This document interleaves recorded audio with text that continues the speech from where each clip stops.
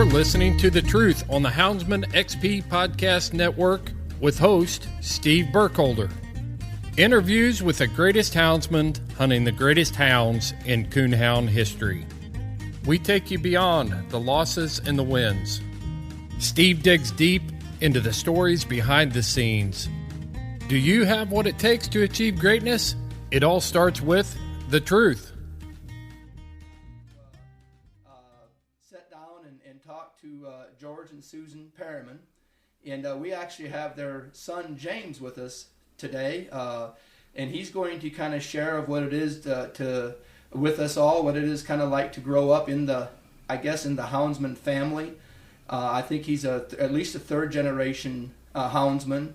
And James, how are you doing today? Not too bad. About you, Steve? We're doing awesome. Well, I want to say we're excited to have you on today and share a little bit about your childhood growing up. We got to talk to your mom and dad a little while ago and really enjoyed that side of it. And I'd love to hear from you today on kind of what it was through your eyes growing up as a child and being a third generation houndsman like that. So why don't you tell us a little bit, James, who you are and kind of where you live, and we'll get started here. Yeah, I'm James Perryman, and I'm from Perkins, Georgia. We used to live down on the Florida-Georgia line, and then we moved up here. But yeah, I mean, I just enjoyed coon hunting my whole life, Steve. That's my thing, I just going from the time I was a baby. My daddy was going with him and Johnny Merritt. They coon hunted every night together, and they had some really good dogs together back then, and we just loved it, Did you in years growing up? What have you? Now I know you obviously coon hunted, but did you hunt anything else with hounds when you grew up? Oh yeah, we run deer dogs and hog dogs, and we done a little bit of all of it. We just hunted anything, and we trapped. We done whatever we could do to make a little money, So, absolutely. I understand that and actually George and Susan were actually doing this here over at your mom and dad's place, and they're sitting here with us as well, sitting in and listening, may comment on a story here or there that we're looking forward to hear from.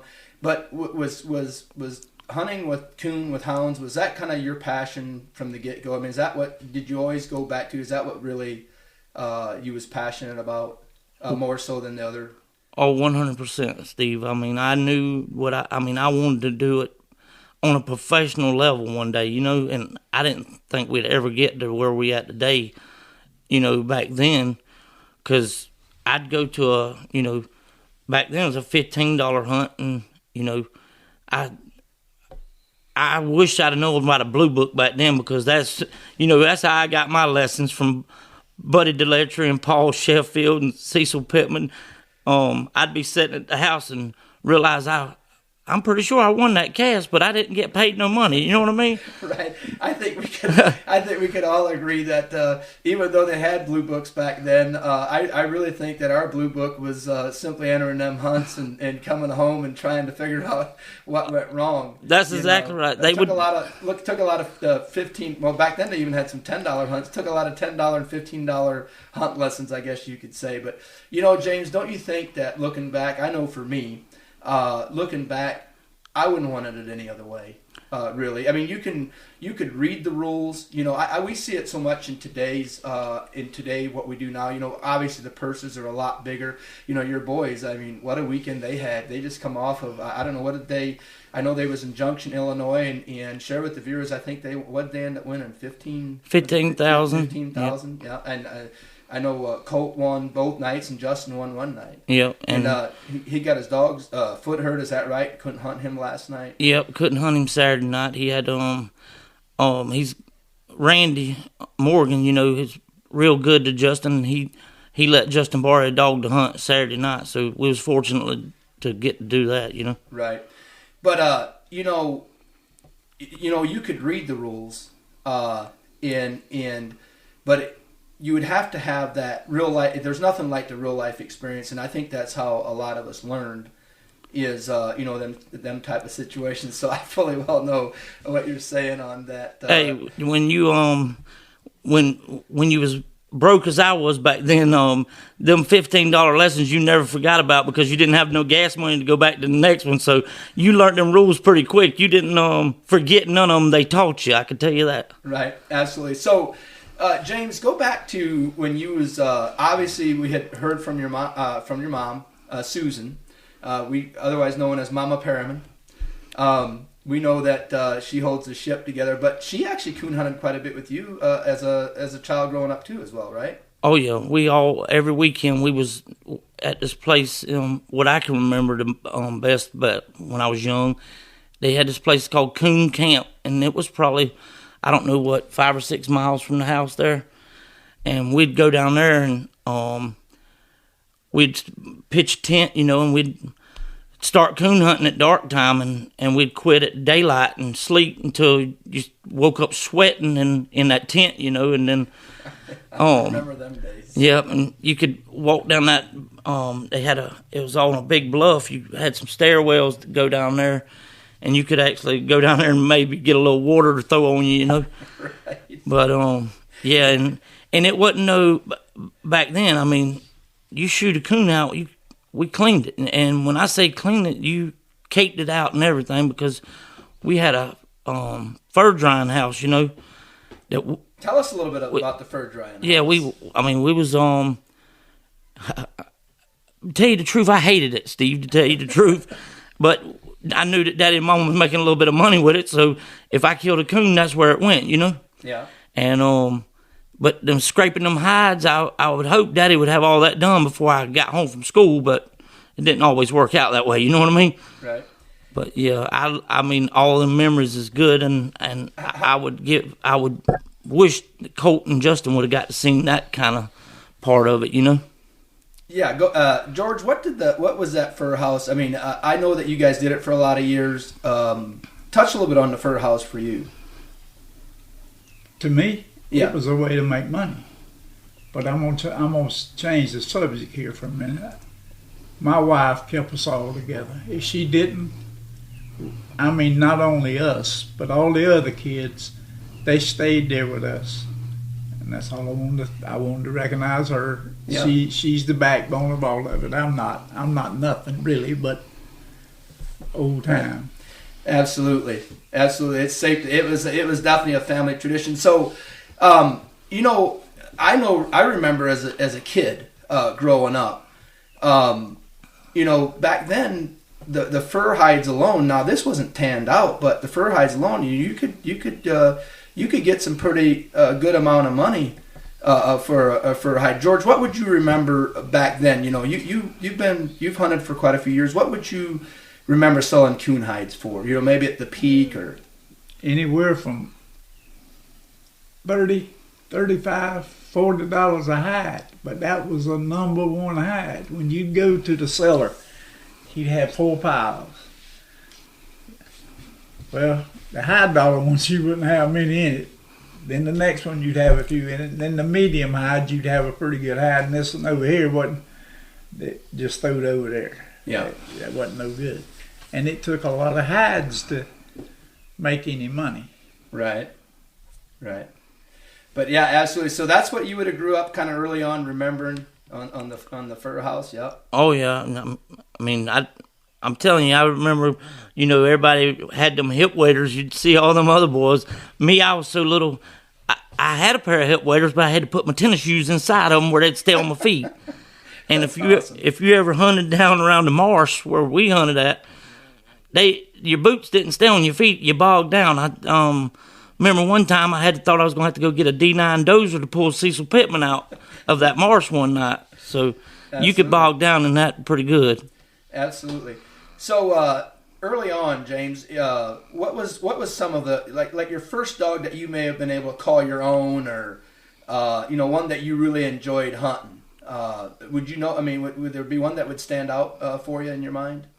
Yeah, when I was younger, me and Daddy actually got her started, and that was the little female called Maggie, and I got her right after he got her started, and I got to keep hunting her a pretty good bit, and I kept telling him how good she was doing, and him and another older gentleman, Jack Wade, they jumped in the truck. They wanted to go look at her one night, and sure enough, cut her loose, and she come through there driving the track, pretty good. I mean, just really, really good. I mean, motoring through there. And about that time, and I didn't think she was going to come treat this close to the truck, but it was good for them because they got to see how good she looked like that. And she got treated about 100 yards off the road there. And I said, oh, yeah, boys. I said, I told you I had her right, didn't I? Then I got to thinking I better quit talking because she'll probably be slick when I get in there. But sure enough, she had a coon, and they went on to the house, and I was glad because she did make 2 slick trees after that. So they didn't need to see that. They didn't get to see that part of it. Yeah, go ahead. The biggest bull coon I ever seen. That's the one that she treated that night. And he was so funny. He said, "You better turn that bulldog loose." He said, "That coon will eat Maggie." Yeah. How old would he been at this time, James? Probably 14, 15. Yeah, 13, 14, something like that. Absolutely. Before we get into more of the dog side of it or whatever, did you do anything else growing up as a kid? I know you obviously hunted with hounds and that kind of thing, but is there anything else that you would have done growing up? I know sharing with your mom and dad, you guys probably was raised a little bit like we did. We didn't have a lot. So we made do with what we had. We also had a lot of fun doing a lot of them. Outdoor. Everything we did was outdoors. Right. And yeah, I did. I played baseball for a while and was actually pretty decent at it. And went to I actually started rodeoing. I would doing a little calf roping and more bull riding than anything. And actually, I didn't know it until the coach told me that if you make money in a professional sport, you can't play high school baseball. Well, I thought, if I could just win a little bit riding bulls, I don't need to be playing baseball. Right. Well, I realized I should have stayed playing baseball because I wasn't making no money bull riding. So that it went on a while, and that my graduation night, the night before, I got stomped by a bull, broke 3 ribs in my sternum, and I told my mama, I said, I ain't gonna be walking down that aisle tomorrow night. She said, if I gotta drag your happy ass down that aisle as hard as you've been on me to get you through school, you going down that aisle. And I would say you probably walked down that aisle. George, tell us a little bit of what you remember, or Susan, either one of you can chime in about James and his bull riding venture. Well, after he got hurt pretty bad, he come to me right at the last 10 or 15 minutes before he had to come out on his bull. He come over there to me and he says, "Daddy, if you'll pull my rope for me, I'll ride the bull." And I looked at him, I said, "Son, I love you either way, whether you come out on him or you don't." I said, "I love you to death." He said, "No, I'm gonna come out on him, but you gonna go over there with me." I went over there with him. His little old legs was shaking on, how they stretch. I said, and as I was pulling it, I said, "You can turn him out still." I said, "You can turn him out still."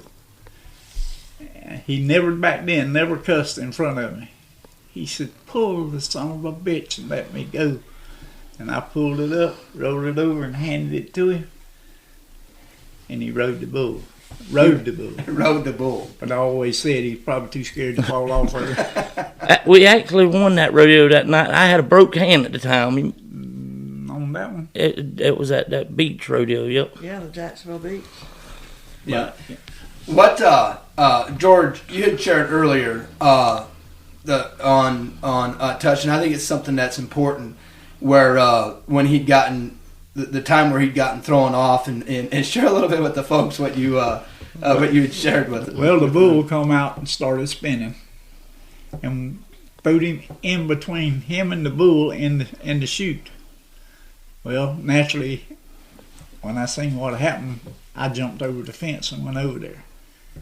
I looked at him. I said, "Get your ass up from there." I said, "Get over the fence." He gets up. But there was a reason I said that. And the reason was you never put anybody in shock. If you go up there and baby somebody like that, they going to naturally say, "Well, I'm hurt real bad." Well, he was hurt bad. But I wasn't going to let him know it until I got him out of there. Yeah. There was a reason behind that. Absolutely. I told him I wasn't riding in that ambulance. He was taking me. I bet you rode in the ambulance. No, I did not. I wouldn't get in there. Your dad ended up taking you. Yeah. Is that kind of when you decided that you weren't going to rodeo much after that? Yeah, pretty much, because at that time, it was right around that time that we found out that my first wife was pregnant with Colt, you know. Yeah. And I didn't have no choice. I couldn't afford to go do that, you know, no more. Right. So, would you done anything, any other type of hunting or fishing or anything like that growing up as a kid? Oh yeah, we bass fish, and we saltwater fished and caught reds and trout, and we've done a little bit of everything. We lived off of fish and deer meat, and people think that's crazy, but was like that. Yeah, and I'm telling you, we was tight. Me and my daddy, right, and we've had our hard times. Don't get me wrong, together, but he's pretty tough back then, But we'd fish together and coon hunt together, and when he got a little age on him, and him, Mr. Johnny would and I got where I could get to the dogs, and I'm talking, when I say get to the dogs, I'm talking 8, 9 years old, a boy going in there getting 2 dogs and coming out. While them two might have had a little mixed drink at the truck while they was waiting on me, you know what I'm saying? Right. But when you got that kind of passion for it, nothing could stop you, you know? Absolutely. You now you deer hunted some too, is that right? Oh yeah, we deer. What's your earliest recollection of deer hunting? The one time, I was younger, my daddy took me to go deer hunting. I ain't never been in no stand by myself, I was probably 7 or 8 years old, huh? And he put me up in that stand and told me he'll be back. Yeah, it was way up there, and told me he'd be back to get me. And if I see any deer and I shoot one, don't get out that stand no matter what till he gets back. So yeah, I'm sitting there, and sure enough, 2 or 3 deer come out there, and I shot one of them. Next thing I know, I'm on the ground, and all I think about is I ain't thinking about the ground hurting me. I'm thinking about my daddy getting there and seeing me knock me out that stand, and you know what he's gonna do with me when I didn't even think about it. I done fell out that tree stand, and I done climbed back up there before I even knew what happened. And then I look down there, and I'm like, Lord, that's a wonder it didn't kill me, But yeah, we've had some times now. So when so what I'm reading between George, what happened? I know you talked a little bit about that. Well, I come up on him. He was going up the tree stand, and I kind of getting on him. He said, "Whoa, Daddy, whoa, wait just a minute." He says, "The deer come out." I shot at him, and the gun kicked me out the tree stand. Yeah, that's awesome. Now, so you would have hunt. Talking to your mom and dad, you would have started hunting down, like you guys hunt a lot of marshes and that kind of thing. So, what do you guys hunted out of a boat and different stuff like that? Yeah, we've hunted islands out of a boat. We've hunted the edge of the marsh on a boat. Get up there and turn loose. Might have been on property line there. You got a little edge. You can't help where the dogs go. It ain't.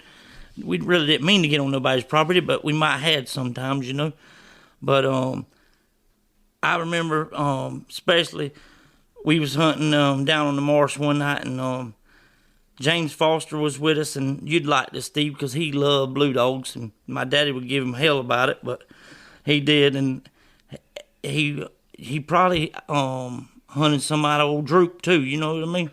But he actually, I heard him up there. I wasn't but about 8 years old, but I could tell what was going on. He was actually taking up for me.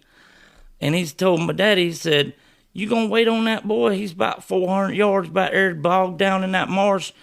He says, "Come on, James Foster." And he said, "That boy will catch up here in a little while. When we get to the tree, we'll wait on him there." And sure enough, he wasn't coming back to get me. I dug my way out of there. because them boots that I told you them tennis shoes was in, they was stuck in the mud, so I had to pull them out, get them back on. But yeah, that was some days, and I actually ended up with them. I don't know if I ever told you this or not, Steve, but I actually ended up with them 2 blue dogs. You know who he got the blue dogs from? Who did you get them from? Me. Yeah, and I couldn't believe that he would. He would tell me about that. He had some blue dogs, or some English dogs, and I couldn't believe it. He was a walker man. That's what I thought, But right. I remember a while back you sharing a story about a boat, eating something out of the boat. Share that story a little bit. Yeah, we was actually one morning had got up, or we'd coon hunted that night pretty much all night, and we actually went to go run traps, because we had the fur house there, and we get, headed back to the boat. My daddy snaps me on the shoulder there and says, "Hey, listen, I think somebody's trying to steal the boat out there." And we ease up there and we go to looking. And if you ever been involved in a fur house there like that, there was 9 otters inside this boat.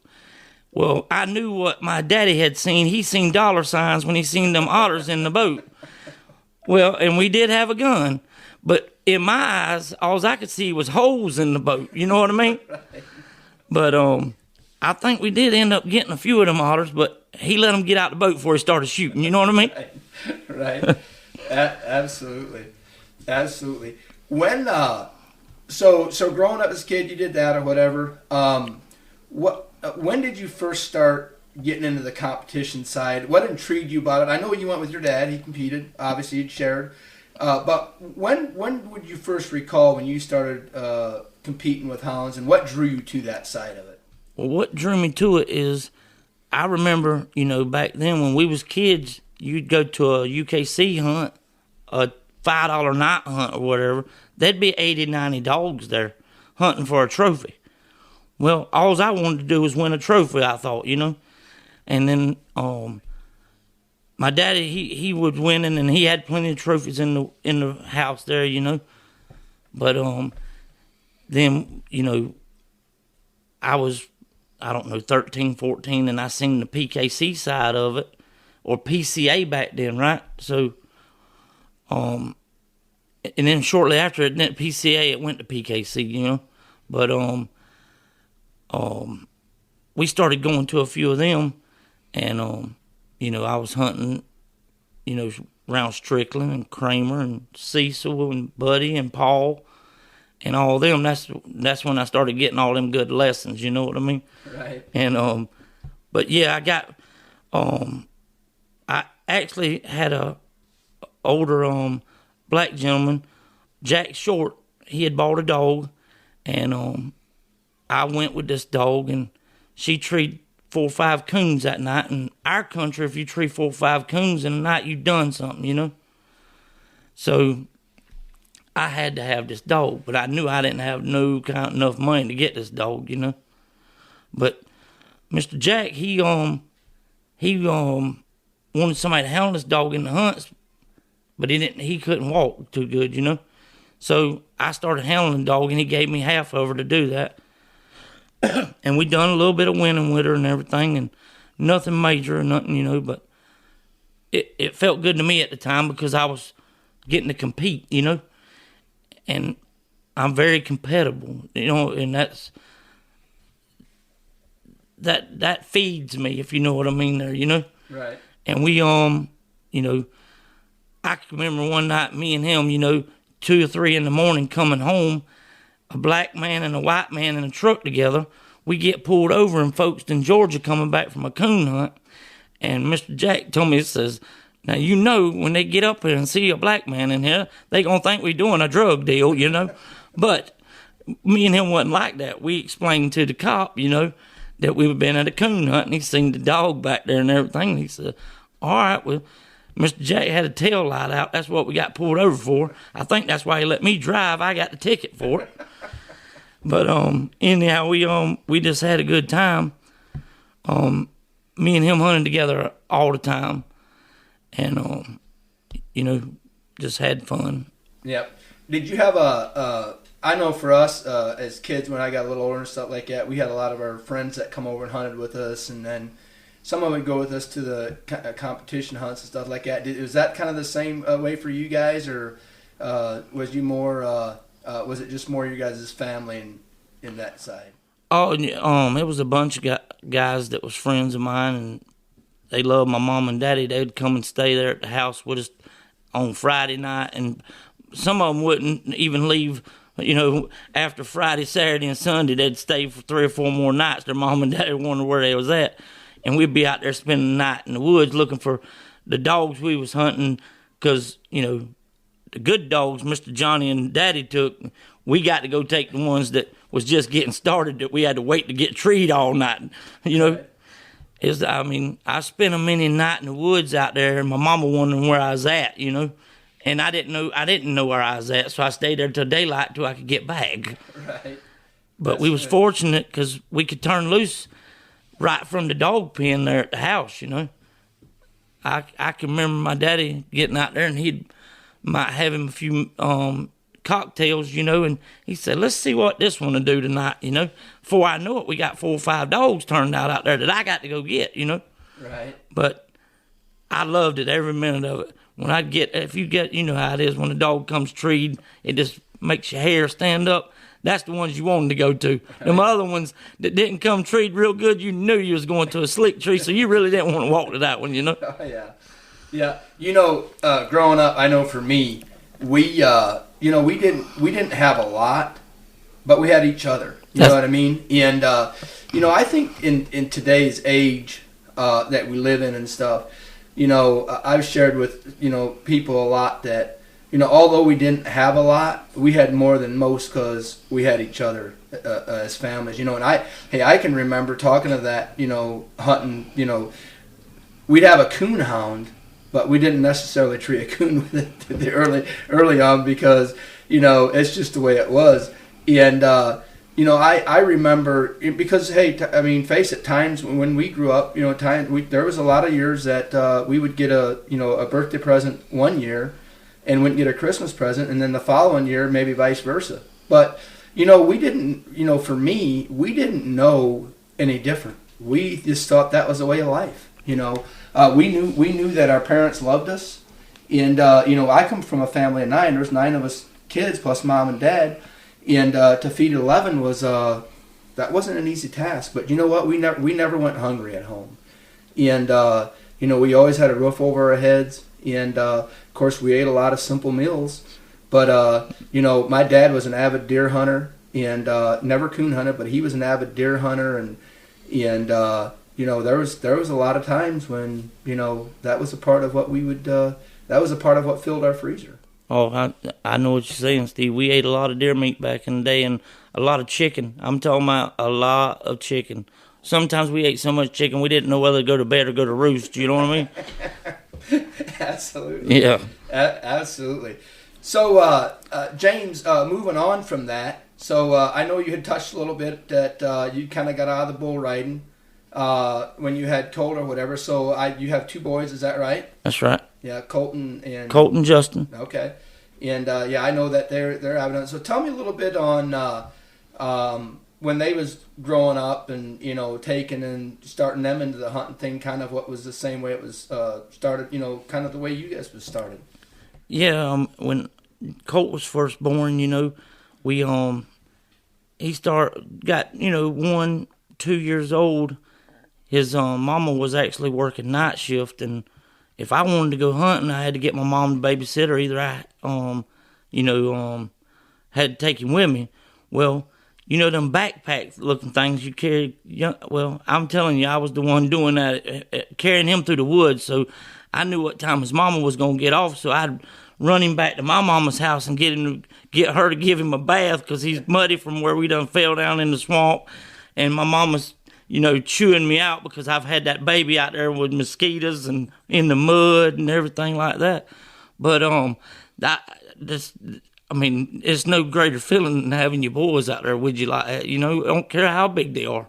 Yeah. And I can still remember Cecil saying one night Colt and Justin was bouncing back and forth in the back seat, and we in the middle of a competition hunt, and he's like, "You just gonna leave them kids?" I said, "I'm trying to pay attention to my dog right now, Cecil, and their mama's on nights, and if I wanted to come to this hunt, they had to come with me." Right. So, yeah, ain't no better feeling than that, And seeing them boys win, it just don't get better than that. But they tickle me a lot, They don't never want to dog you hunting until you start winning with them, Right. I think that goes with most of all of us. Right. So they would have hunted. Now, George, would have you remembered taking the grand boys hunting? I mean, would you hunted with them quite a bit then too as they was growing up? Oh, yeah. I just ride with them. I'd take them. Yeah. Wherever it wanted to go, hell, I'd take them. Yeah, I'd be out of town working, going. I worked a lot out of town, so I missed a lot with them boys. And if y'all get me choked up here in a minute, don't y'all just hang with me. But I missed a lot of time with them boys because I went through the apprenticeship, and once I got done with that, I could actually go out of town and go to work. Matter of fact, you pretty much had to go out of town and go to work because there wasn't no work around the house there. And we got to go hunting and everything while I was there, going through that apprenticeship and everything. But once I topped out, I had to go out of town and go to work. So, they couldn't go hunting as much unless my daddy took them or Mama would even loan them. They'd have a coon dog in the back of her car taking it to a competition hunt, I couldn't believe she'd ever do that. She never would have put no dog in her car for me. But them grandkids tend to change when it gets. That's to that right. Point. But I'm so thankful to have so many people out there like Daddy and Mama, and to let them boys and take care of them and help them and show them a little bit more than I didn't get to show them, because I was out there working to take care of them. And, I got to thank Cecil Pittman. I mean, Cecil done a fabulous job. I mean, he taught Justin and Colt a lot. And, they've all, them two boys would walk to the end of the earth for Cecil. That's how they feel about him because he was good to them. He was one of the good guys, wasn't he? Yeah, he was. Still is. Yes, he is. Yeah. And, Kramer and Buddy and Paul, they all loved them. They took care of them, and it was like they lived down in Waycross, Georgia. Getting their $25 and $30 lessons too. But Dad was footing the bill on this time. Yeah, Dad was footing the bill this time. But hey, finish up. I just want to. No, go ahead, George. Colt was probably 3. And I always kept him in the woods, and I had bought a four-wheeler, and I had him up here. And we was riding through the woods. Bam, that damn side by side come to a sudden stop. He went down like that, and it cut his eye right there. And he was so tough. When he come up, he says, "All right, man, that's cool." And I seen his eye bleeding. I said, "Boy, your mama had me put in jail for child abuse." Got him back up there at the camp. All them boys just took up with him and put a bandage on him. He wanting everybody to see that damn bandage, boy. How old would have you been around this? About 3 years old. About 3 years old.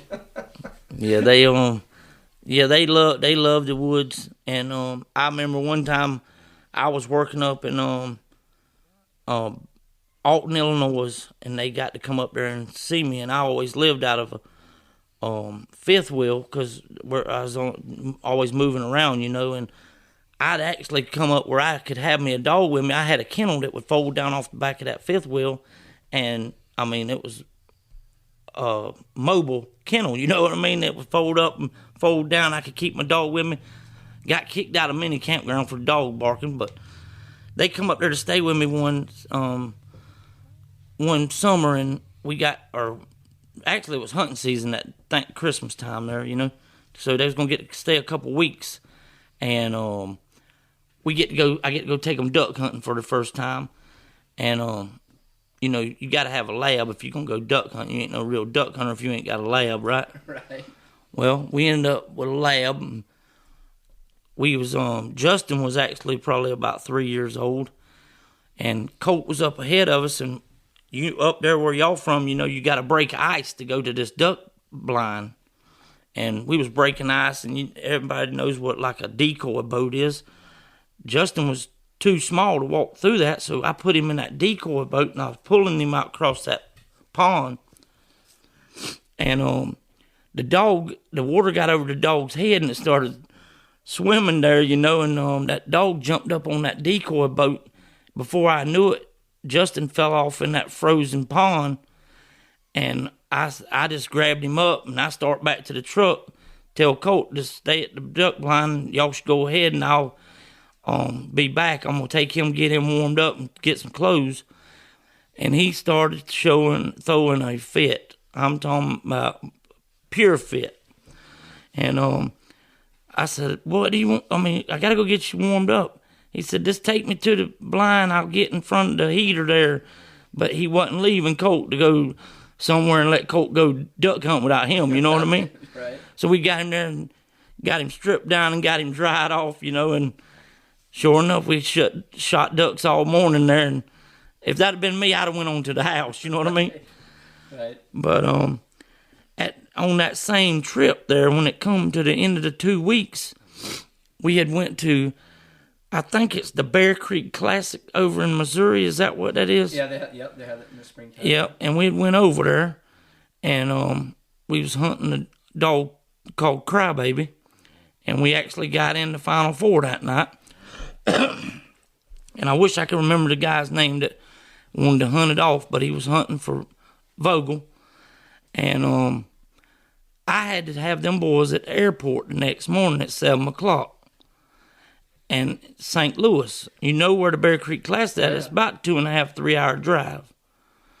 Well, it was either hunt or forfeit and take fourth, you know what I mean? Colt, you know, he says, oh, Daddy, we hunt, we'll make it to the airport, you know. So we hunt, we still end up taking fourth, so we should have just took fourth to start with. And then we take off to the airport, you know. We get to the airport, and I mean, barely make it to their flight, you know. And I'm nervous putting them on the plane by themselves anyhow.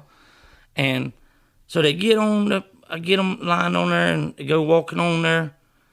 And I go to turn around to leave, and I feel Justin grab me by the leg. He done ran back off the plane talking about he ain't leaving. He's staying here where he can hunt. And Colt, the lady made Colt get off because Justin ran off the plane. Now, what do? You can't beat your young'un because he wants to stay here with you to go hunting, you know? So it's just hard. So I had to go to work the next day, and I had to get somebody else to take them to the airport for me to, you know, because I don't believe they was going to get on that plane if I took them, and I didn't want to beat them for not wanting to get on the plane and leave, you know what I mean? Right.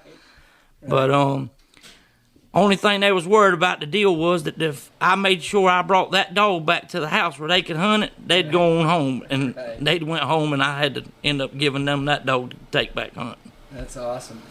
So you touched a little bit earlier on hunting with Paul and Buddy and that kind of thing. What was that early on? What was that experience like? I know, you know, Paul obviously, you know, had the hardwood Dan dog, ran the Prina race, very, you know, obviously very competitive. And, but what was it like hunting with them guys early on? Oh, it was great. I mean, they was there to win. They didn't care if you was 5 or 45, you know, or 65. They wanted to win, and everybody does. That's how we are. We all buddies standing around the campfire. But when we pull up in a cast, we ain't gonna be buddies for 2 hours. I mean, we gonna be still friends, and we gonna present ourselves right. But you know, we all want to win. That's what we there for. But Paul, you know, he just loved every minute of the competition world. And we all learned a lot from him, you know. But the most impressive thing to me was Buddy, winning the Super Stakes the spring and the fall back to back had won it with Ann and Kahuna. That was pretty impressive to me back then. You win 2 back to back like that, and I actually was on the phone with Buddy yesterday, and Buddy told me, he says, it's amazing them guys look at me and say, you want $100,000, and he says, well, you just don't know, them boys is winning $100,000 a weekend now, That's incredible. And it's Buddy, he's got a coon pen there at his house now, and they all went, they packing easy crazy there, I actually had a few of them, and I hunted a couple good ones and everything, and but they've been real good to Buddy, but Buddy was good with puppies, he liked messing with all of them puppies and everything, so we'd learn a little bit from him, what to do and what Daddy had taught us, and I just passed it on them boys where they can tune on their dog a little bit. Actually, they know more about it than I'll ever know right now, if you ask them. It's amazing how fast we grow out of it. Exactly. It's the way it is. James, what is probably one of your favorite dogs that you ever hunted? Maybe even growing up, competition. What's one that stands out to you that, we all have one or two favorites. What would that be for you? Yeah, I'd have to say the one that Jerry Farmer won the Winter Classic with in 2010. I ended up getting him, and after that, and he was tight mouth on the ground, but he did not miss no coons at all. He had every coon. It was like amazing to me how accurate he was. You never went to a tree, you didn't see a coon. You was expecting to see a coon, not hoping to see one. You know what I mean? And me and my daddy, we actually took him to the Florida State down there, and I didn't go to very many UKC hunts, and I know I needed a new dog box, and they said they was giving one of them away if you could win it. I didn't realize what they gave away. I mean, we couldn't hardly pack it all in the truck when we left from down there. But they asked us to guide. I said, you want me to guide? I ain't never guided no cats because we didn't have a club real close to the house there, and it was an 1.5-hour ride. My daddy tapped me on the shoulder with big eyes. He said, he can't be beat at the house. He said, if they want you to guide, you need to guide. I said, that's a long ride. He said, don't worry, I'll drive. And sure enough, we took off.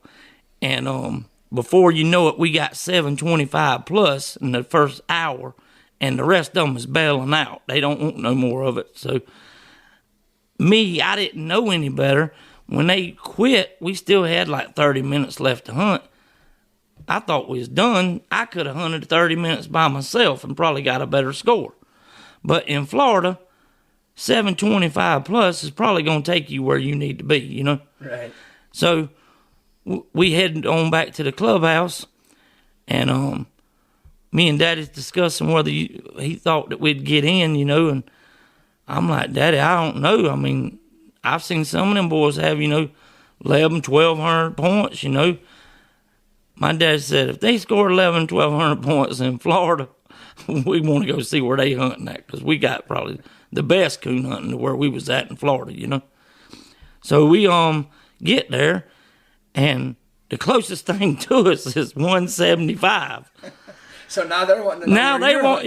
Now they want to know how many coons have we rode on the scorecard, But we didn't. Them guys that actually rode followed us all the way back, and they come back and told everybody what a good job the dog had done. The handler wasn't very good at the time, but the dog done real good. Because one time during that cast, when I told you he wasn't but a quarter strike dog, I tried to get a little bit of help for him over there and tried to get him struck in where we cut loose. Well, what little I didn't know is he peeled behind me and I didn't see him, but everybody else on the cast, including my daddy, seen him. And I had struck him, so he should have really had 775 because I got him minus 50 points because I struck him and he wasn't on that side of the road where they had all seen him go back behind me because right after it happened, he come treed, over there about 200 yards on the other side of the road. Oh, yeah. So absolutely. So that would have been one of the first ones, or one of the ones that you did. Now, any other ones? I mean, I know you've competed in. Of course, I know you worked a lot, but you competed in the hunts whenever you could. Any other hunts that come to mind that you enjoyed to be a part of? Oh yeah, when in my younger days, we first started, going to the, when I say bigger hunts, it would be $1,000 added, and you thought that was something. And I mean, I was sitting in there, and I remember when, they have the hunt in Waycross, the Swampland Jamboree every year. It was down in Patterson, Georgia, before they moved it to Waycross. And Daddy remembers that. Me and him was down there, and we went down there, and we won a couple casts that weekend. But I remember John Strickland had a blue dog called Knothead, and I drawed him that night, and I believe I would have swore that had to have been the best blue tick that ever lived at that time. You know what I mean? And he was nice. He just treed 4 or 5 coons behind where we was at. I don't think he left 100 acres and treed 4 or 5. And then it wasn't very long after that they were still having it in Patterson, and Strickland and Kramer had habit, and I mean. And then you see them in a tuxedo. You know how cute they was in that. I think we all remember that cover picture. Yeah, so, I said, man, they must be making a killing with these dogs, And then I got to realizing, man, they must have a lot of money because they going broke if they messing with these dogs. But, nah, John and Kramer and all them, they do. They want to be winners like we all do, They just... good people, all around good people. Yeah, I've often said if the hunt stopped today, I'd still hunt. I grew up around hounds just like you guys did all my life. From the time I was 6, 7 years old, and I think when you do that, there's something that is engraved in you that you can't get away from. But I also I've met some of the finest folks. Some of my best friends today. Got introduced to me through being a houndsman. And, as you get to know them and hang out with them, and as I get older, I enjoy that side of it as much, if not more, than the hunting side, the competing side. Now, don't get me wrong, James. I think we all still have that competitive spirit in it. Your dad had shared earlier that he'd still go to every tree if he could get there. That's right. I don't think that ever leaves us. I really don't. That's right. And so it's most certainly, I know for me, I was very fortunate that I was allowed to be around that growing up, and being a third generation houndsman like you are, growing up, it's a way of life for a lot of us, so absolutely. Well, before we close this down or whatever, I'd love to hear from you and your dad. Kind of what maybe what's it meant to be a houndsman all your life? Maybe some of the experiences that you had, that kind of thing. Before we close down today's episode, anything that you guys would love to share?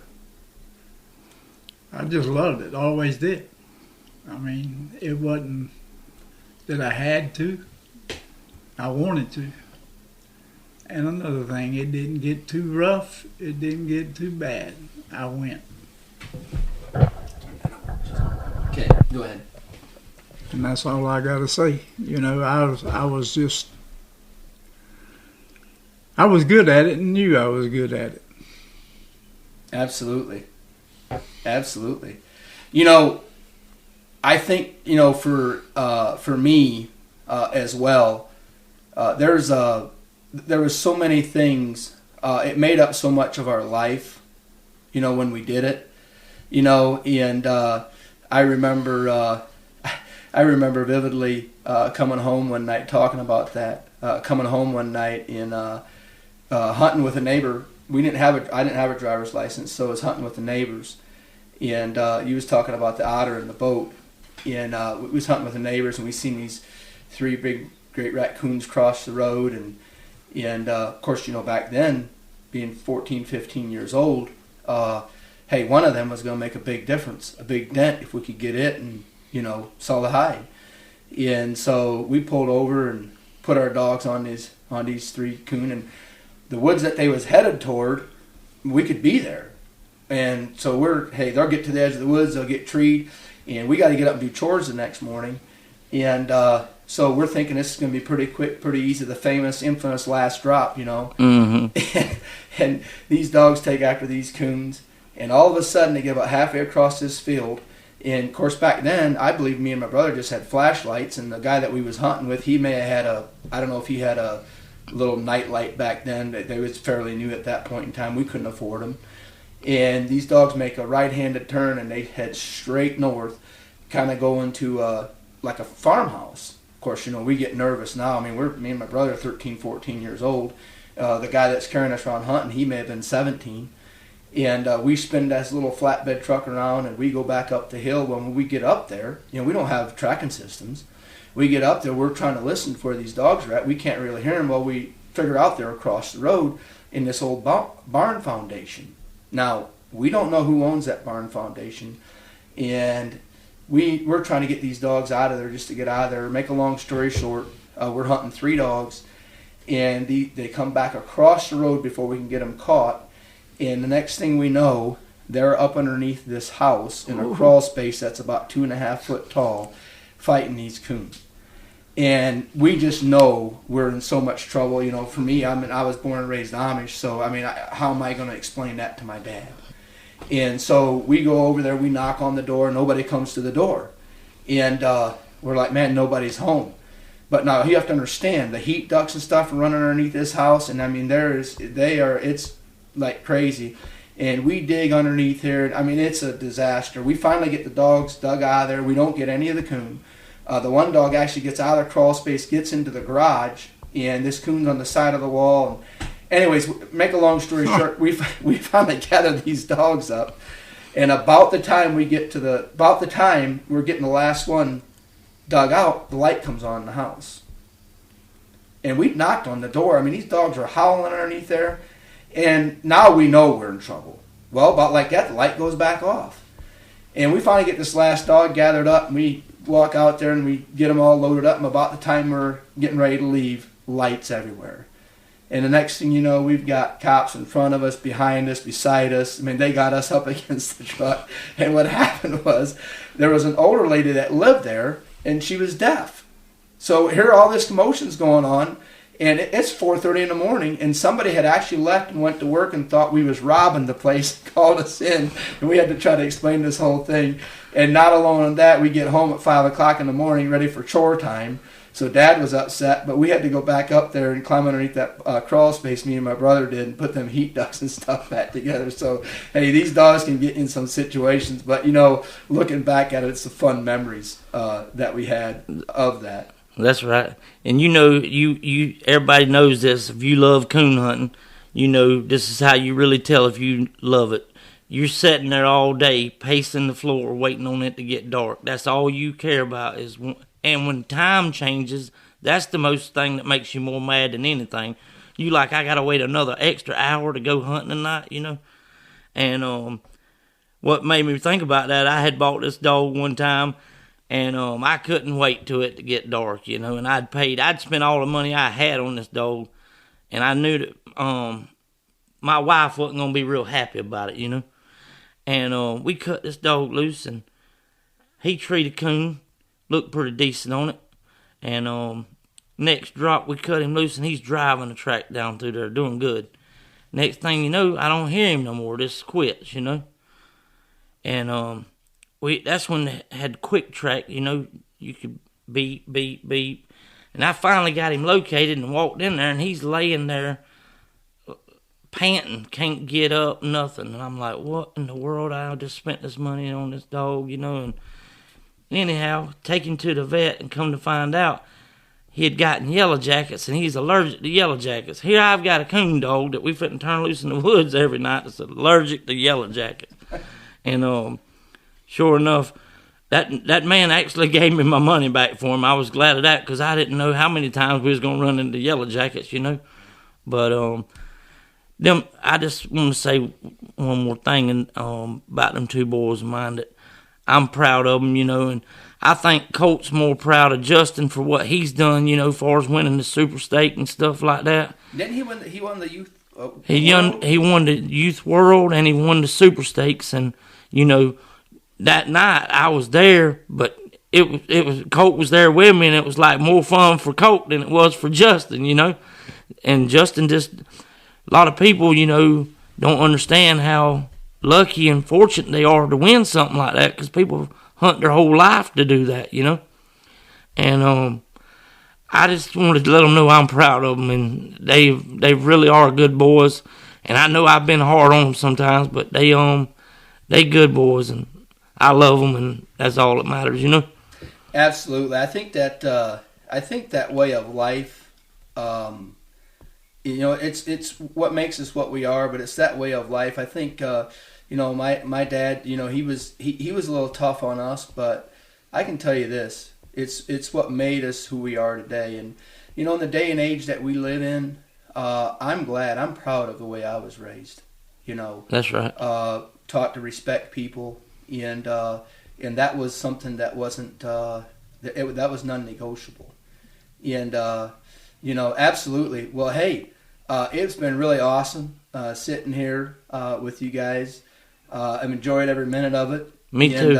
And looking forward to the part 3 of this series of the family tradition. We're actually going to be hearing from them in the next segment, and really looking forward to that as well. So with that, thank you guys, and we're going to sign off. All right. Thank you, Steve.